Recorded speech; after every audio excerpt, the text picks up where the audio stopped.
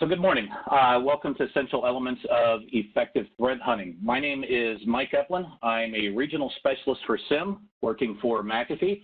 I've been with McAfee for about 6 years since the acquisition of Nitro Security, which has now become a McAfee SIEM.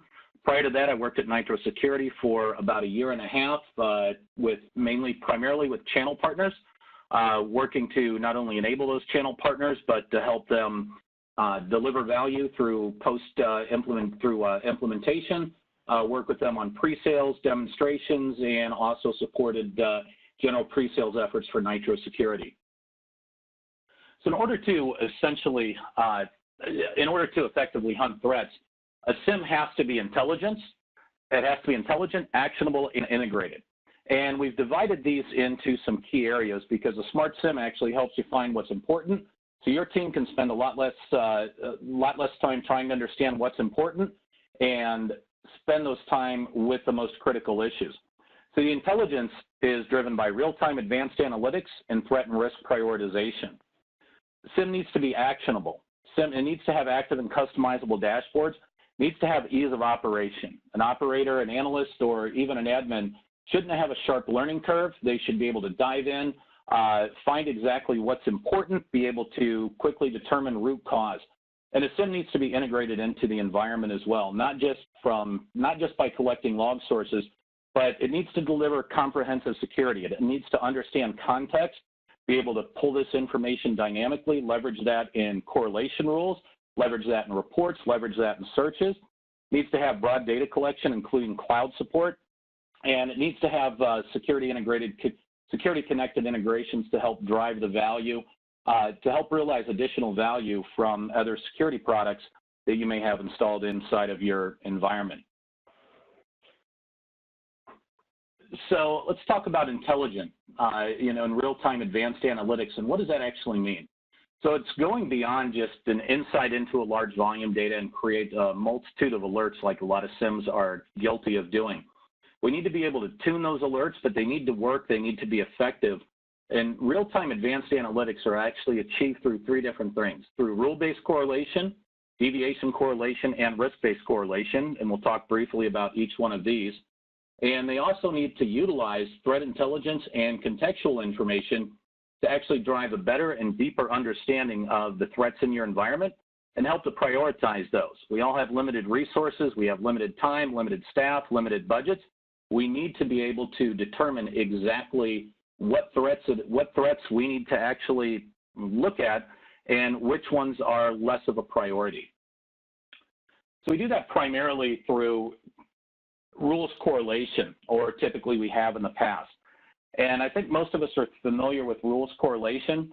Rules-based correlation are typically defined as if X and Y happens in Z hours or minutes or seconds, let's go ahead and trigger an alert, or as we call it, an incident. And that incident tends to repeat a lot of times. We look for things, simple patterns we even still see today, looking for 5 login failures against a single host, followed by a successful login. And we say, well, that may be indicative of a brute force attack. But typically the domain controller will lock somebody out, and we need to see those patterns over a longer period of time. We need to understand who's doing that. We need to understand why they're doing it, where they're coming from, what systems are actually targeting. Is it internal versus external, and so on. And a lot of rules lack threat intelligence, or they lack contextual information. But what we have here are 2 separate correlation rule examples. And the first one on the left leverages threat intelligence. So this one leverages global threat intelligence, the threat intelligence feed, to determine if there's DNS communication with a malicious host. So it's DNS protocol. If you have a single source, if you have a source in your environment talking to a known bad actor and it's making DNS requests outside of your environment, it would then trigger an incident. But it leverages threat intelligence as shown below in that orange bar, where it looks for not only a destination port of 53 and a UDP protocol, which is common to DNS, but it also looks for that destination IP to be in a GTI watch list. So the watch list is a list of values that, in this case, we're leveraging for threat intelligence, a dynamically updated list of known bad actors and their reputation, and we're leveraging that so if if an endpoint or a system in your environment is reaching out to make a DNS connection or a DNS query to a known bad actor, it's going to trigger a higher protocol or a higher severity incident. The next correlation rule that we have is one from recent user behavior analytics content pack, looking for logins from a user with non-expiring password. Typically, in all but a few instances, accounts with non-expiring passwords are forbidden inside of most environments. Even accounts that are needed to read log data, to run queries, these passwords still typically expire. Change these passwords, prevent against external knowledge, people actually leaving the organization, people actually having those credentials when they shouldn't, when their roles changed and they're assigned to different groups. So in this case here, the contextual information is actually where it points to that source user in what we call the UBA password never expires list. These are actually values that are populated into a watch list from reaching out and actively querying Active Directory, and not doing it just once, but doing it on a recurring basis to make sure we have the latest and updated list. And then if we have, reading this from left to right, if we have an event that's normalized into a login category, so we're categorizing login attempts into a broad category, whether it's a host login, a domain login, and so on, only if that source user that's identified in that event has a password that never expires and it's a successful login, then we will actually trigger an incident at a certain severity. And we'll do this for each and every source user. So by adding context and adding threat intelligence into the rules, we're able to more effectively hunt threats, because at the core, when these incidents trigger, we understand that these incidents are actually something that we need to take a look at, see if it violates policies, see if it's possible attack or an infected system in our network that may need to be remediated. Now the next one is deviation correlation. And deviation correlation really dives into the understanding of what's actually normal. So in order to actually understand normal, the first thing we have to know is how many of something is normal. Is it 1? Is it 2? Are there 3 that are normal? Maybe it's 8,047 that are actually normal. We don't actually, we don't actually know or understand exactly what is and is not normal in these cases. Right here. So we have to figure out what normal is to compare if something is maybe above or below normal. And then over what time period is that considered normal? If something is considered normal at 3:07 p.m. on a Tuesday, was that actually normal an hour ago at 2:07? Was that normal? Maybe it was, maybe it wasn't. What about 10:13 a.m. on a Friday? Is what was normal at 3:07 on Tuesday normal at 10:13 on a Friday? Typically not. Typically, we can't base normal on a static time period or a single point in time. Then we also need to understand how big is the variance between normal and abnormal. Let's say we decide that 42 is normal because that is the answer to everything. So then if 42 is normal, is 46 abnormal? Or what about 13? Maybe 136 is abnormal. At least I think it is. Then how do we actually calculate that, since we need to understand what normal is, we need to understand what variance is actually considered abnormal, and we need to understand over what time period that this actually matters. So we do that with deviation correlations. So this is an example of a deviation correlation rule that looks for, it's categorized into malware, and it looks for an increasing number of malware events occurring across all hosts inside the environment. So what this rule actually does is it detects what we're calling a statistically significant increase in the number of hosts, and we track that by the internal IPs, with malware events over a 60-minute sample size. So if we look at this rule, the first thing we look at is the filter box in the middle. Under the checkbox, we have this only applies to events. So any events that are categorized into the malware category. From your endpoint protection. And this endpoint protection, if we have malware, that event meets the criteria for this correlation rule.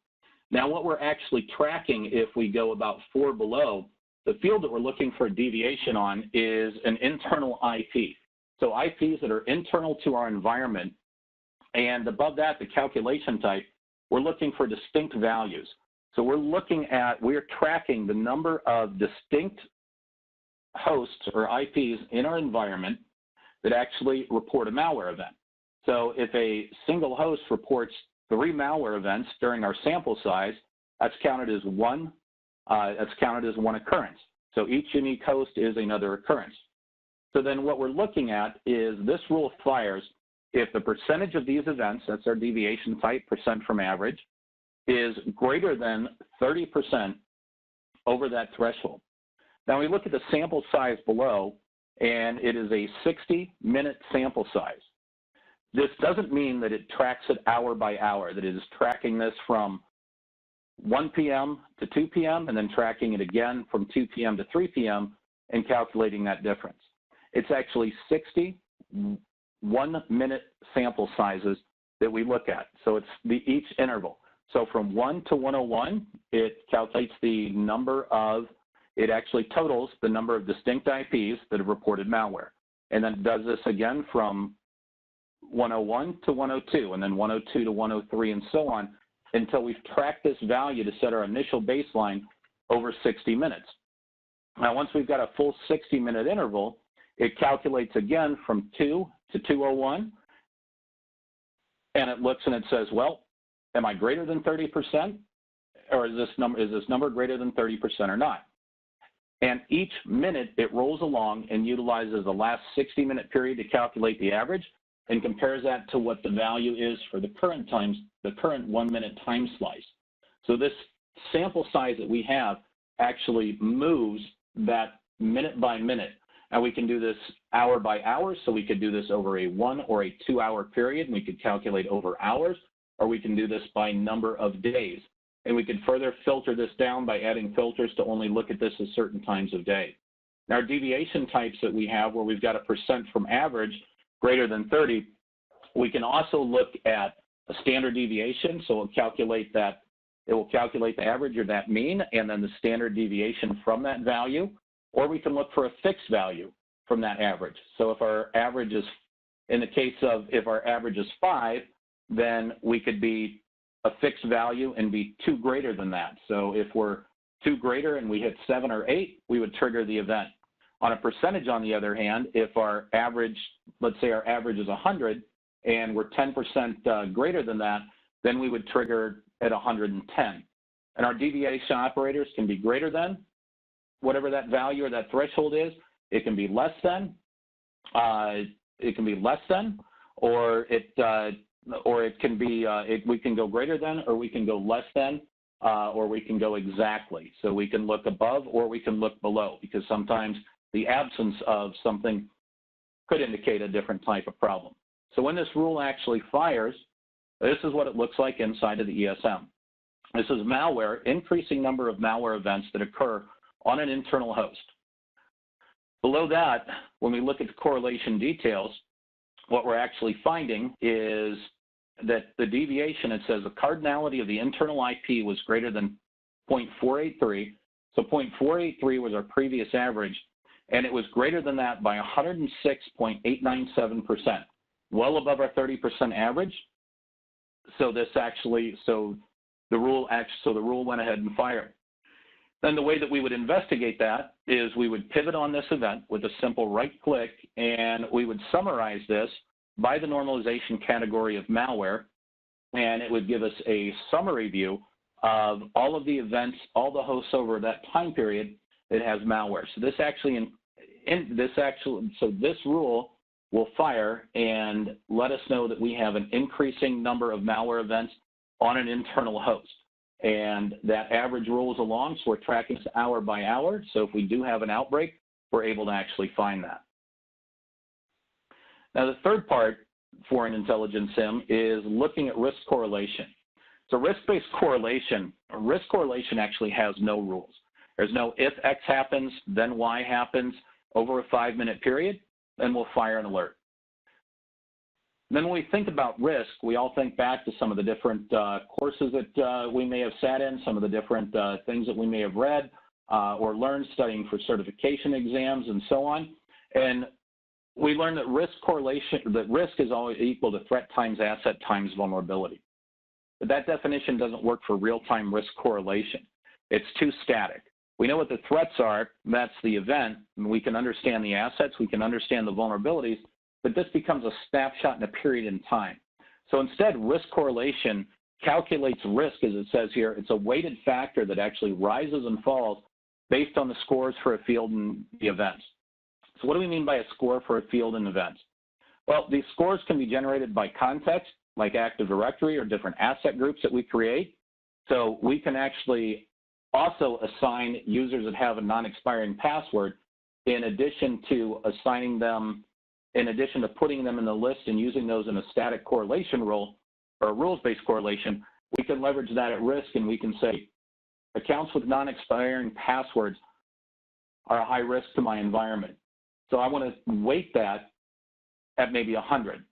And we can leverage things like threat intelligence. And we can say that GTI is a good example of that. Feeding that threat or any other threat intelligence that we feed into a SIEM oftentimes has a reputation score associated with that. So this particular IP is the, quote, worst of the worst IP. So it uses these scores, and in real time, every time the risk correlation engine sees maybe that source IP or sees that user, it leverages that. It leverages that weight that is either automatically or that's created for it. It leverages that, and it can leverage other factors such as such as the severity of the event itself. It can leverage factors such as in source IP, what's the geolocation, with risk assigned to different geolocations that you might not do business for, happen to be known for possibly hacking or trying to penetrate networks. But it can leverage all of this information, what's that user behavior look like, and it can put together a picture of risk. And this gives you an idea of where's the risk coming from, whether it's a user, whether it's a particular external IP address, which systems in your environment are actually at risk. And you can view this information and look at things like over a long time period here. What's your average enterprise risk score? 287.294.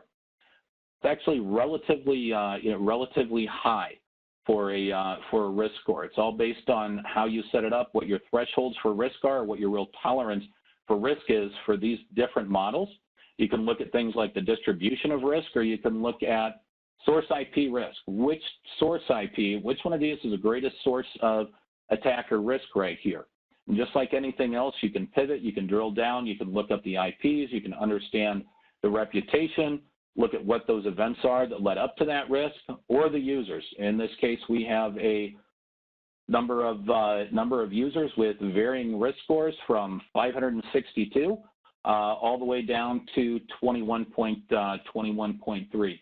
So the risk scores will actually vary based on that user, based on what their scores are, based on based on the activity or the things that that user is actually doing. But these risk scores don't simply keep increasing when we see an absence of risk, when we don't have activity from those IP addresses, when we don't see those users engaging in risky behavior, what we may have defined as risky behavior, we'll see those scores start to decrease over time or decay by a certain percentage. So the score that is 324 today may be 218 tomorrow.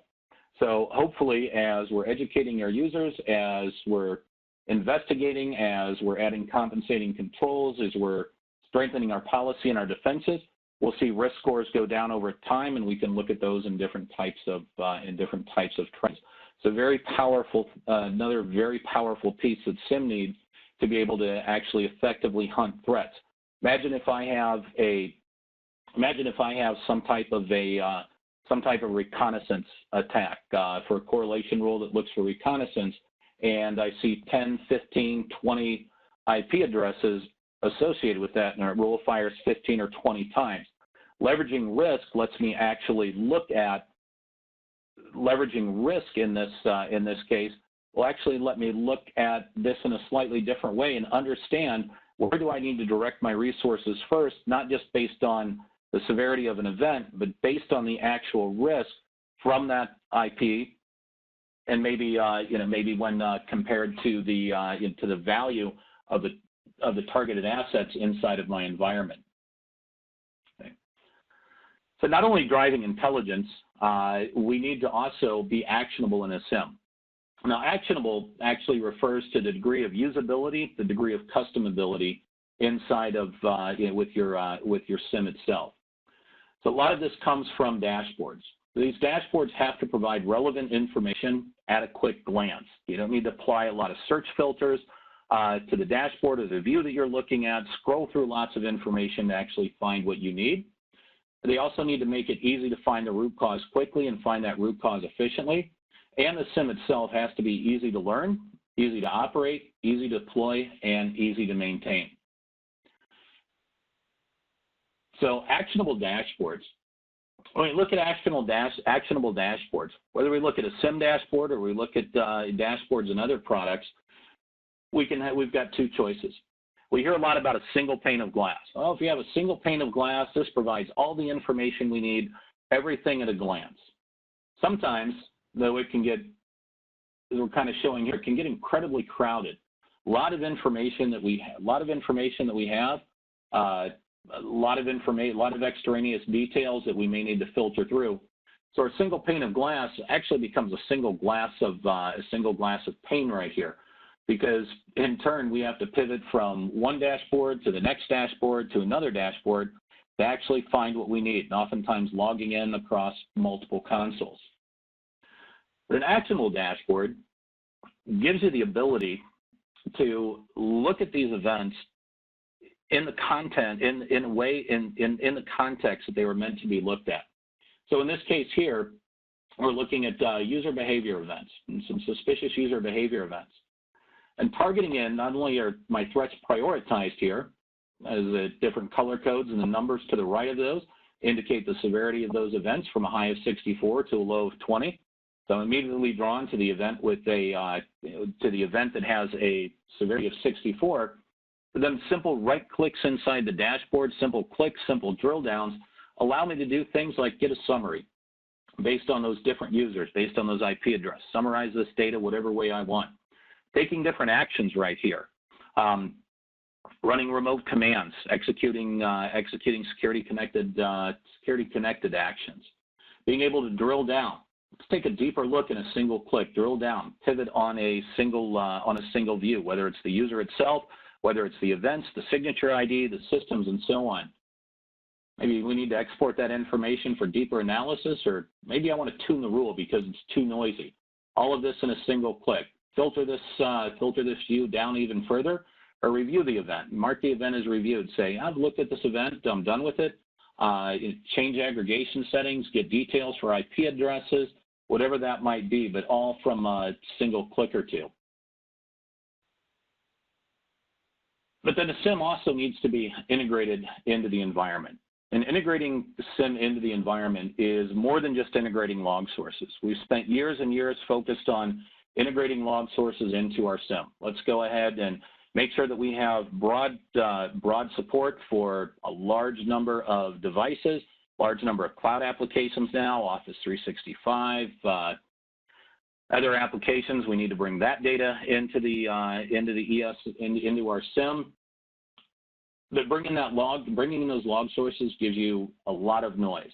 So in order to effectively hunt threats, the SIEM has to be integrated. You need to have things like content packs, basically use cases in a box, but not necessarily use cases that you create, use cases that your vendor creates, that your partners create, because they're the experts. They know what you should be looking for. They can talk to you about what kind of threats you're concerned about in your environment. They keep up with the latest threat intelligence and deliver these use cases as new threats come into the environment, or use cases for compliance needs or specific products. Needs a strong ecosystem integrations across the infrastructure. This allows you to drive triage and remediation, the ability to take action, reach out and communicate with other products, whether your vendor provides those products or not. The ability to collect dynamic content, collect information from Active Directory, from content management databases, from asset management systems, vulnerability scans, policy auditing information, and so on. And the SIEM also needs closed-loop workflows. Not only do you need incident notifications where you can be notified that there's an incident, because let's face it, not every organization has a 24/7 SOC where we're notified of, we're automatically notified of, where we're automatically sitting with eyes on glass and have a team of rock stars, although we're all rock stars. We don't have teams full of rock stars to do this 24/7. So we need to be able to drive incident notification to the right people at the right time. We need to be able to track and open cases. Oftentimes this is done with external ticketing systems such as Remedy or ServiceNow, but oftentimes it's done with case tracking systems internal to the SIEM, because a lot of times the information contained in those events or the security incidents that you're investigating, you don't necessarily want to put those into a general ticketing system, because what happens if it's somebody that has access to that system that you're investigating? So you need to maintain the integrity of the case, and you need that bidirectional integration to leverage those security integrations. So content packs are a key part of that. These are use cases which are regularly delivered and updated. And these use cases could be around multiple categories. It can be threat use cases, user behavior analytics cases, or other user behavior cases, use cases. Different security technologies themselves, compliance content packs. And content packs contain, we're looking at a couple of examples below of different content packs. So the content packs not only need to be developed, centrally maintained, and made available to the customers, by your vendors and your partners, but these content packs also need to be regularly updated. You can see in the first one right there on the left, the Asset Threat and Risk Content Pack, a version 2.1 is available while version 1 is installed. There's content packs here for case management, for database activity, for different event views, exfiltration, for firewalls, for HIPAA compliance. So content packs in all those key areas. If we scroll down, we'd find user behavior, the ability. Available content packs, and these again, looking at these content packs around email and different compliance directives and NetFlow views and different security products. The idea with the content packs and the use cases in the box is not all SIEMs are created equal, not all deployments are equal, and not all organizations are equal. So because me as customer A, or as enterprise A, a content pack may not apply to me. There's an Aruba content pack, but maybe I don't use Aruba. So there's no need to push it and automatically install it. I don't install that. I'm not subject to Basel II or the EU 8th Directive or FISMA, but I am subject to HIPAA compliance.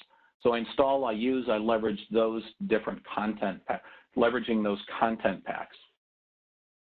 Now, an integrated SIEM also needs to have an integration across your infrastructure to give you the threat responsiveness. So, like most SIEMs, we integrate and collect and correlate security and risk data. Our number's up over 460 different security products now. But more importantly than that is also an easy way, or two things. One is an easy way to create custom integrations. Everybody has custom applications. Almost every organization has a custom application that produces log data, whether it's security data, authentication data, or just information that we want inside of our SIEM. So we need to be able to, we need to look to our SIEMs to have easy ways to create integrations. We can't always wait on the vendor to deliver those integrations, although we do need to rely on them longer term to be able to integrate those products into the framework to continue to support those. And those integrations need to be regularly updated through some type of rules update service, because as our products grow, we see new products all the time. We see existing products with additional log messages added, formats changed, and so on. So you don't need to be constantly trying to support and build integrations for products that your vendors claim that they support. But then Integration also helps you to automate, automate first response resources, to optimize your security resources. So you can take intelligent actions from McAfee SIEM console, for example, leveraging things like direct device integration. Graphic on the right shows where some of these come from things like endpoint protection, different analytics, network protections. Leveraging things like the endpoint management console when you see an endpoint behaving badly and you have an increasing number of malware events on those hosts. Single clicks from the console dive you into actions that you can take without leaving the console through the endpoint manager to maybe quarantine, isolate those hosts by applying a restrictive host-based firewall policy so they can't communicate on the network at all, or maybe their only communication is with that endpoint management console. Being able to blacklist IP addresses against an IPS, another example of integration, or the ability to simply pivot from one console into another console without having to log into that console, cut and paste data, and remember your searches, but simply pivot on a username into a UBEA tool, for example. And then that closed loop workflow, discovery to containment, integrations with other McAfee solutions, as well as 60 partner solutions that help to deliver that as well. So these are all key things that you need to find, that you need to look at in your current SIEM, or with leveraging your different, leveraging your SIEM vendors to find that information to help drive these integrations, and an open framework like our OpenDXL that allows you to, that gives you that framework to share information between disparate security products. Okay.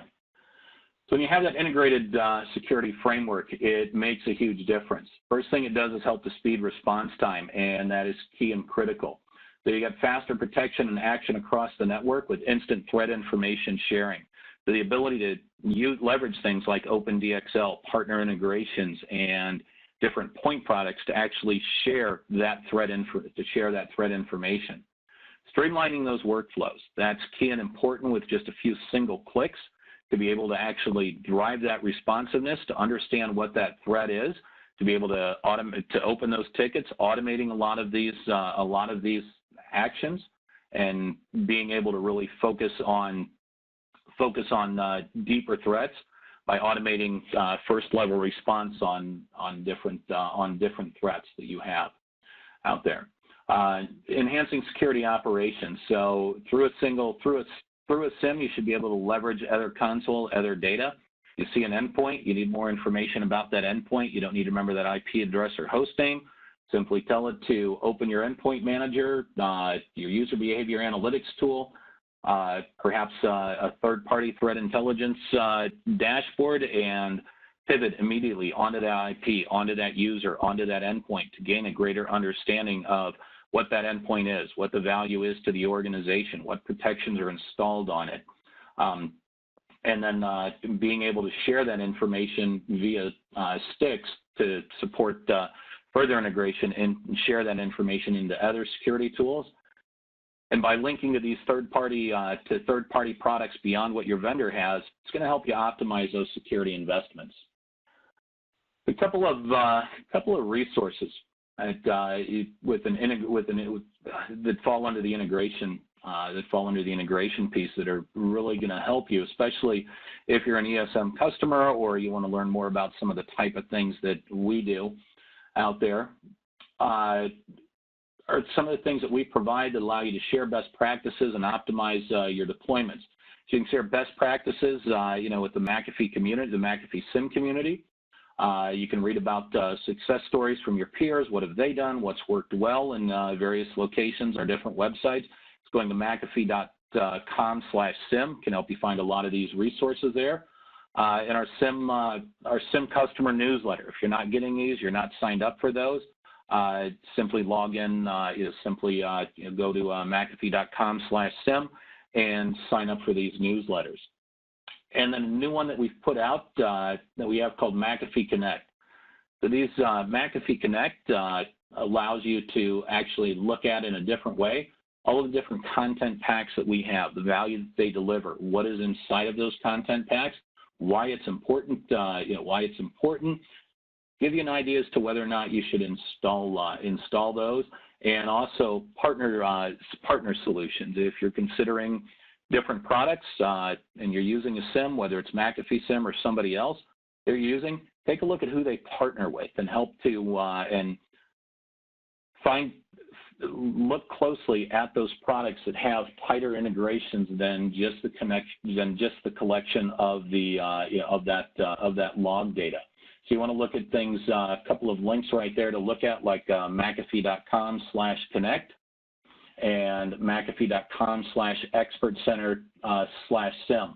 And whether or not you use, whether or not you're a McAfee SIEM customer, or you're planning to evaluate McAfee SIEM, or you are a customer, these are some great resources to actually take a look at. The Expert Center gives you a lot of different walkthroughs, videos, information on setting up and deploying your SIEM, and dives a little deeper into some of the things that you can do to enhance that value, and not just for McAfee SIEM, but for other McAfee products as well, like endpoint security and data loss prevention, active response. Virtually all of our products have an Expert Center page with different walkthroughs and different guides. And then our McAfee Connect, our McAfee.com/connect is this website right here. You can get to it with that short URL, McAfee.com/connect, or you've got the ability to browse all of those content packs to help you gain additional value out of your environment, but also the ability to browse these content packs like our new user behavior analytics content pack, where it tells you everything that if you install this content pack, gives you an overview and what are you actually getting out of that content pack. The different alarms or notifications when you have new user logon that is detected. It will alert you. We've never seen this user before. Maybe it's an email notification that you set up for that. Reports and different reviews in there. It's the different ways to look at the data that are risk-based by geolocation or the user behavior events themselves. Different watch lists, which give us that contextual information for different correlation rules for the dashboards and for the reports. And then additional correlation rules and modifications to existing correlation rules to really help you understand and drive those incidents. So I would encourage you to actually take a look at those. There's a great content pack video here and a lot of other great resources to take a look at. And with that, I'm going to look and see if we have any questions inside of our chat. And if you do have those questions, please go ahead and keep those coming, and I'll spend a little time answering those. So got quite a few here. So first one, copy of these slides be available following this session? Yes, within about 24 hours upon the completion of this webcast, we will make the slides available to all the attendees. We will also make the recording available, and we will include links to those additional resources there. Okay, so the cardinality metric was asked, can I explain the cardinality metric of 0.483 from slide 7 again? What does this mean to an entry-level SOC analyst who's not that versed in statistical analysis? Okay, so it says the cardinality of the internal IP was greater than 0.483 by 106.897% using a 60-minute sample size. So if we look at this, what we're really tracking, this is a rule itself. With a calculation type, we're tracking the distinct values. So when we track distinct values, we're really looking at the cardinality. Does that change from 5 to 6, from 6 to 7, 7 to 8, and so on? We're looking at how many unique IPs have actually reported malware events in our environment. Now, what that metric means is we're doing this over the sample size of 60 one-minute intervals. So from 1 o'clock through 1:59:59, minute by minute, we actually track we'll actually have 60 different numbers across the top that will add up. We may see 2 malware events, and then 3, and then 1, and then 0, and so on. Divide that by 60 because that's our sample size, and that gives us an average. So our average in this case was 0.487. So then on 0.487, the next time from 2 to 201, we had a significant increase, and that increase was actually, in this case, 106% greater than that 4.483. So we have a significant increase in the number of unique hosts reporting malware in an environment. It may have went from one host, or in this case 0.483, to 1.5 or 2 hosts, and then we would dive in and pivot through that information. And thank you for attending today. That was all the time that we had. I know we didn't get to all of the questions. I will work to get through those, and as part of our follow-up, we will send out a list of the questions along with the answers for those. Remember to look for your next invite. The first Wednesday of every month is our webcast series, and learn more about McAfee products and our solutions and how they can benefit you and your organization. Thank you very much, and have a great day.